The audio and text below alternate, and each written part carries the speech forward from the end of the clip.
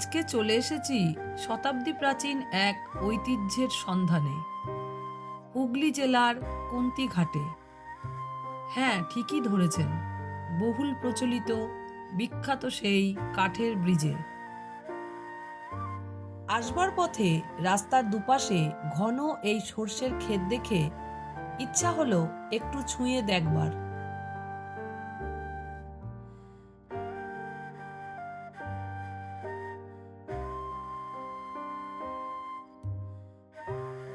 শতাব্দী প্রাচীন তো বটেই, ধারণা করা হয় নবাব সিরাজউদ্দৌলার আমল, এবং পরবর্তী সময়ে এই সেতুটি কলকাতা ও মুর্শিদাবাদের মধ্যে সংযোগ স্থাপন করত।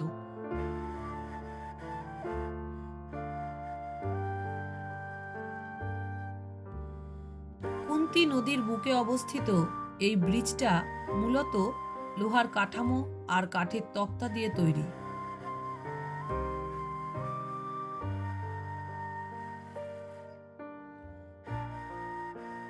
এখন যে ব্রিজটা আমরা দেখছি সেটা সম্ভবত ব্রিটিশ পিরিয়ডে নতুনভাবে তৈরি, যা আজও স্থানীয় লোকেদের চলাচলের জন্য ব্যবহৃত হয়ে চলেছে।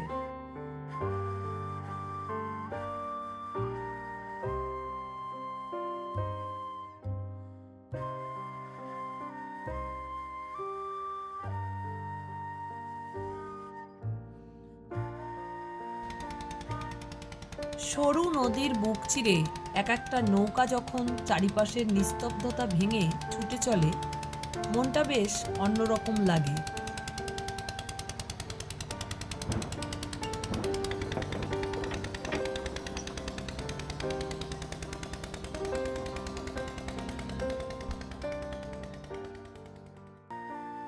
মেঘালয়ের রুট ব্রিজ অথবা গার্তাঙ্গালির কাঠের ব্রিজের চেয়ে এর সৌন্দর্য ও ঐতিহাসিক গুরুত্ব কোনো অংশে কম কিছু নয়। সপ্তাহান্তে একটা দিন সময় বার করে অবশ্যই এসে ঘুরে যেতে পারেন ঐতিহ্যবাহী এই ব্রিজটাতে।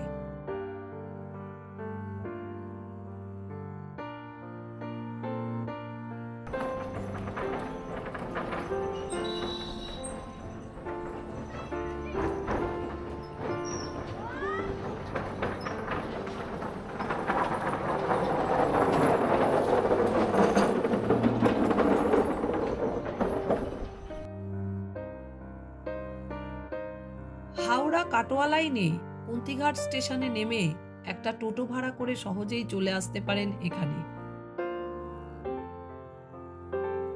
এখন আমরা যাচ্ছি কুন্তিঘাটের আর এক দ্রষ্টব্য বিখ্যাত বিড়লা মন্দিরে, যা কাঠের ব্রিজ থেকে মাত্র 1 কিলোমিটারের মধ্যেই অবস্থিত। এখানে এলে এই মন্দিরে অবশ্যই আসুন। মন্দিরের পিছন দিক দিয়েই ছুটে চলেছে গঙ্গা। চাইলে গঙ্গার পাড়ে দাঁড়িয়ে কিছুক্ষণ সময় কাটানোই যায়।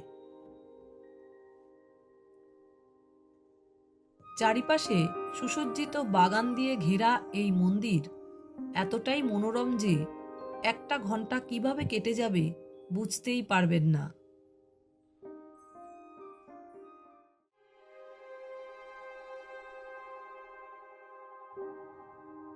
মূল মন্দিরে রাধাকৃষ্ণের পুজো হয়।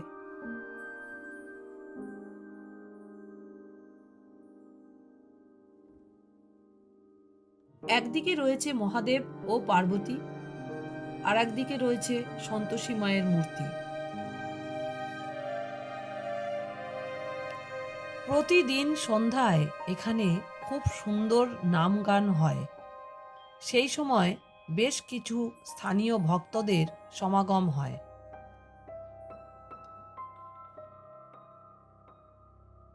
পাশেই এই ছোট্ট মন্দিরে হনুমানজি পূজিত হন।